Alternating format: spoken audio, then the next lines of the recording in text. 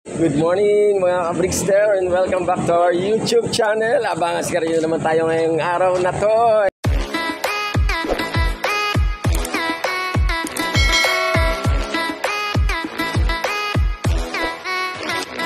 Time check 7:54. Ayan, kaangat nga lang natin.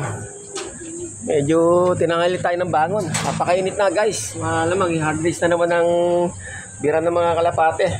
Good luck na lang sa may paabangan niya yung araw na to.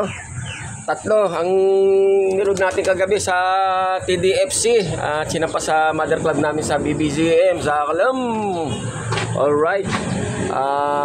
Urdaneta, Pangasinan ng release point sa TDFC na Warriors natin. And then sa SJDMRPA combined with NBFC ay dalawang niload natin nung Friday pa. Tapos ngayon i-release guys. Bali 5 ang abangan natin ngayon. Kaliwat kanan ng liparan nila. Dito bandang norte. Sana pala rin pa 5 natin. At medyo nakasali sila sa mga mutim-patimpalak ng both two clubs na member tayo. Good luck po sa lahat. And advance congrats. Dalang sa mga papalari ngayong araw na to. Oh, ito yung mga ibang kalapati natin, mga future players natin. Dito na rin yung mga ibang breeder natin guys. Ito isa sa mga kumbaga, ano na to, alpha male, narito sa loob natin si Bis, galing na paring Dodong Jason Baplor. Alright pare, maglipat ka na ulit. At siya po ang nagyakag sa akin na magkalapate ulit at sumali sa SJDMRP Club para magkarera. Ayos sila paring Joey Segera, paring Joey Boy, shoutout sa dyan, higis ka lagi at sa buong pamilya mo. Siyempre pa, shoutout din sa aking mga followers, likers, viewers, at subscribers. Shoutout sa aking mga pamilya, kaibigan, mga mahal sa buhay. Di ko na po yung isa-isahin guys, love you all. At ayun, nakaabang ng ating extra gadgets dyan for live show. Mamaya pa tayo magla-live. At medyo maaga pa naman. Okay, at naibugan na nga nito yung isang natitirang itlog dahil yung unang itlog niya ay na-miscarry niya. Nakita ko na lang sa lapag nung isang araw guys, sayang. Galing to kay Boss Eric Babon. Always ride safe Boss Eric at dumaday siya sa probinsya para sa kanyang munting negosyo. Alright. At ito ginaulit natin. Si Ferrari, ito ang airmatch ni Lady Slim na nililipad natin ngayon. Inang itlog na rin kahapon. Ito, paitlog na rin, malamang. Dahil ayan na, naghahakot na ng pakpak. Galing rin ito kay Boss Eric Babon. Ito, papisa na ba? Ayan, mga magpipisaan.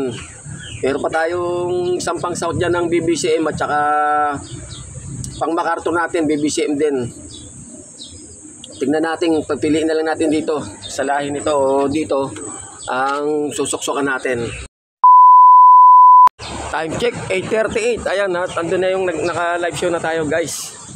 And then grabe, talagang pahirapan na rin ang pahawian ngayon dahil ayan na, angat na si Haring Araw guys. Mahapdi na sa balat yung dapo ng ng init.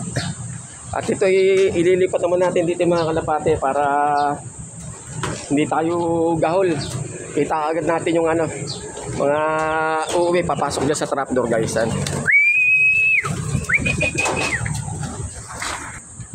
Ayan, andito na sa division na to yung mga kalapati natin. And dito ay ayan, hihintayin natin yung 5 hours natin guys. Sana makapag-class sila na maayos.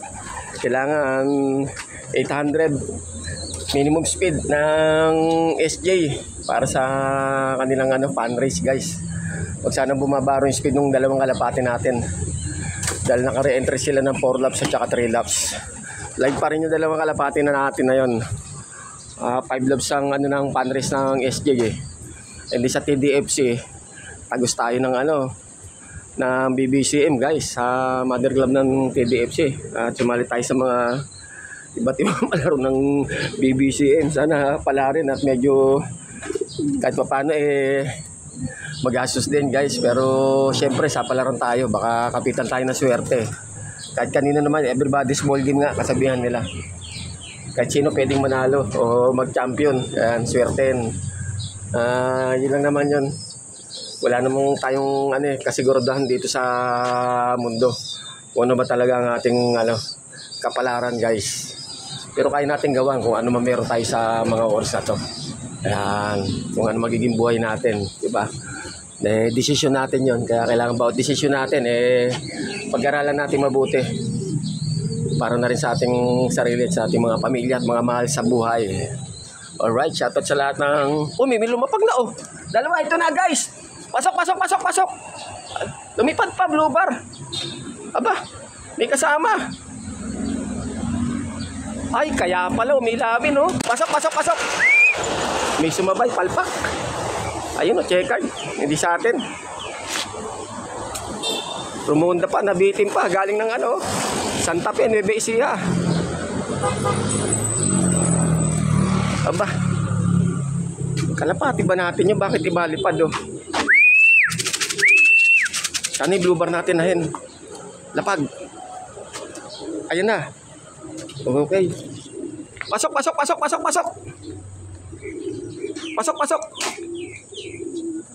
Okay, goods. Meanwhile, okay guys, meron tayo isang pauwi. Kaitlog lang nung sa araw niyan. Ang problema nabulabog pa ng uwak at meron pang nabitbit na isa. Checkered na white feather. Ngayon ang itlog ihahanapin natin kung saan ba natin nailagay. 2, 3. Ito itlog niya. Ayan, sariwa pa guys. Ibabalik na natin dito. Ayan, nasa siksik lang yung ano niya oh. Ayan, may itlog pa tong isa. Yung isa na lang na ano, YB. Blue bar na checkered, white flag ang hintay natin para sa SJ guys. Nasa 1.1 pa sana speedan nito kung di nabulabog ng uwak. Lumipad pa pero 1,097 ang speed niya. Ayan siya. a few moments later. Okay. Medyo nanganganibis ang young bird natin. Kailangan makakauwi siya before 8:35 guys. At yung tatlo bumibira pa dahil 7:52 release ang ano mga kalapati sa Urdaneta, Pangasinan. Medyo mainit na kaya maya papawian yan. Mga past 9 pa, ganyan. Sana kayanin pa nung tatlong warriors natin. Meanwhile, ito guys, meron na tayo rito oh. Blue bar, baka ito yung kak. Galing to ng ano, Urdaneta, Pangasinan. Alright. Pasok. Nangaganib yung isa natin sa SJ, yung young bird. Pasok. Papasukin ko na to. Ito pa, sinundan na oh. Young bird mo. Si Ferrari. Ay, si Ladies din. Pasok. Kasunod. Kala ko pa naman young bird. Ayan na. a few moments later. Si TCB. Isa na lang kulang natin. Naka-4 na tayo. 3 sa BBCM, kompleto na. Isa sa SJ. Kulang tayo young bird natin. Mukhang nanibago dahil 2 gabi na natulog sa truck, guys. Kailangan before 9:35 makauwi pa yun. Sayang naman kung sakasakali dahil naka-re-entry pa rin yun eh. Meron pa tayong 30 minutes para doon sa young bird. Maarte pa naman sa ano yun, sa pakain.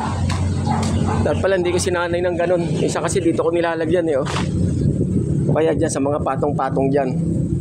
Kaya pero minsan tumutuka naman dyan. Sa gilid na yan. Sana umabot pa sa tamang oras. Very good. Tumatak pa rin ng 1,000 plus ang ano natin, wires natin from TDFC, BBCM guys. Meanwhile, Check 9:12. Ay, papakain na tayo. Ay, grabe. Init.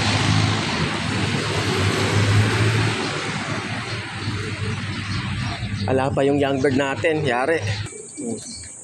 Itong takal doon sa ganito. Ayan. And then dito sa breeder pala, hindi pa natin nalalagyan ang kanilang pagkain guys. Time check 9:31. At ayun na nga, umabot na tayo sa katotohanan para sa isang young bird natin.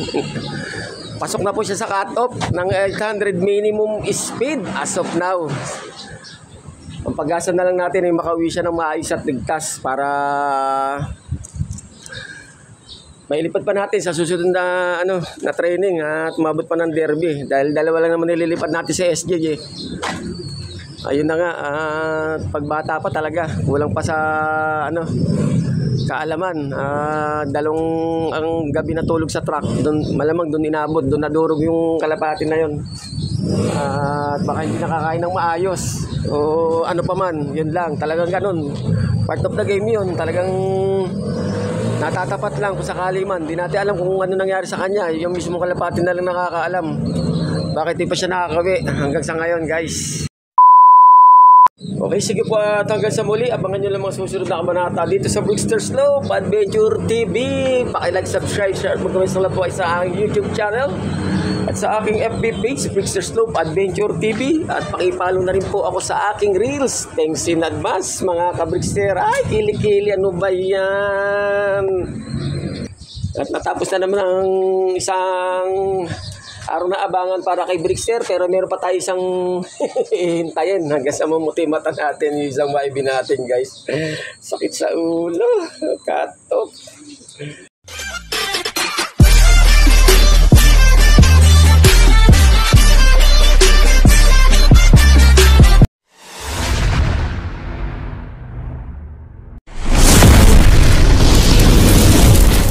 I love it.